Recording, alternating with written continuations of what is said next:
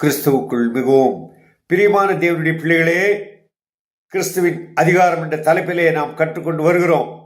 தேவனுடைய பிள்ளைகளுக்கு நாம் ஒரு பாரத்தை ஒருவர் சுமக்கத்தக்கதாக காவல்காரன், இஸ்ரவேல் வம்சத்தாருக்கு உன்னை காவலாளனாக வைத்தேன் என்று சொல்லி நாம் பாதுகாக்கிற பிள்ளைகளாக இருக்க வேண்டும் சொல்லி நாம் கற்றுக்கொண்டு வருகிறோம்.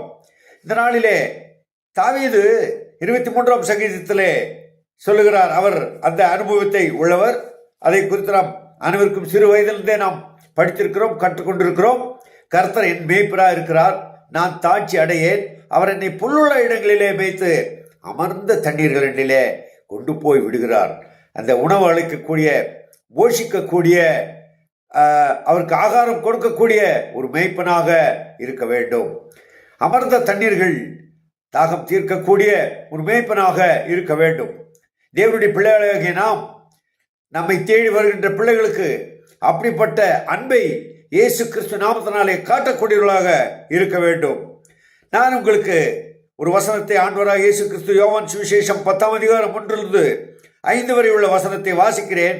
வசனத்தை மட்டும் வாசிக்கிறேன். இந்த வசனத்தினால் நாம் கற்றுக்கொள்ளக்கூடிய பாடங்களை கற்று ஒவ்வொரு நாளும் நாம் வெற்றியுள்ள கிறிஸ்தவ வாழ்க்கை வாழ தேவன் கிருபை செய்வாராக.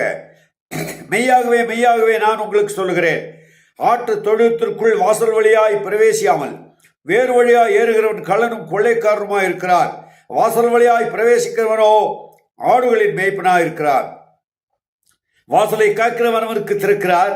ஆடுகளும் அவன் சத்தத்திற்கு செவி கொடுக்கிறது. அவன் தன்னுடைய ஆடுகளை பேர் சொல்லி கூப்பிட்டு அவைகளை வெளியே நடத்தி கொண்டு போகிறான். அவன் தன்னுடைய ஆடுகளை வெளியே விட்ட பின்பு அவைகளுக்கு முன்பாக நடந்து போகிறார்.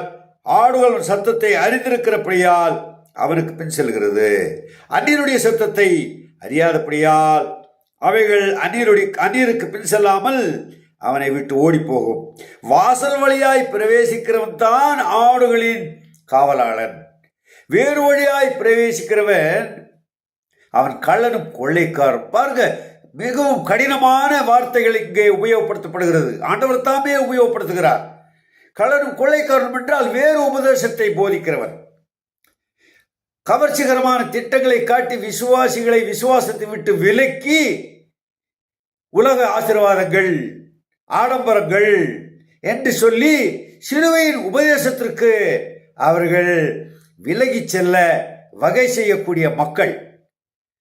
ஆகவே நாம் ஜாக்கிரதையாக இருக்க வேண்டும். சிலுவையின் மூலமாக ஆசீர்வாதம் உண்டு, அதில் எவ்வித மாற்றமும் இல்லை. நாம் ஆசீர்வதிக்கப்பட்ட பிள்ளைகள். ஆனால் கர்த்தராகிய இயேசு கிறிஸ்துவின் சிலுவையின் மூலமாகவே அது வர வேண்டும்.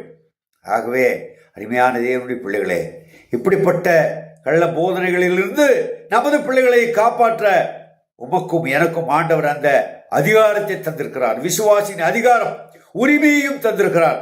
முடிந்த அளவு இப்படிப்பட்ட ஊழியத்தை செய்து பரிசுத்த ஆத்துமாக்களை நாம் காத்துக்கொள்ள தேவன் தாமே நமக்கு அப்படிப்பட்ட கிருபைகளை தருவாராக. நாளைய தினத்திலே புதிய சிந்தனையோடு நாம் சிந்திக்க தேவன் கிருபை செய்வார். ஆமென்.